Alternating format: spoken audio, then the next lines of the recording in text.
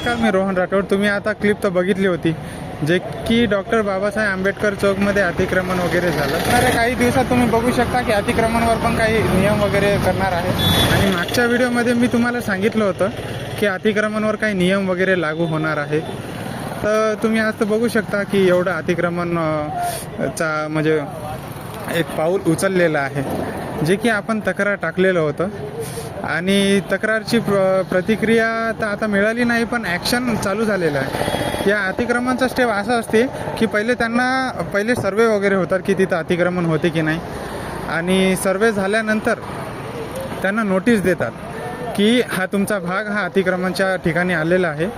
Notice दिल्यानंतर किंवा समजा जे शॉपवाले अतिक्रमणच्या ठिकाणी त्यांचं समजा काही ऑब्स्टॅकल असेल ते काढत नाही, त्यांना जबरदस्ती हटवल्या जाते.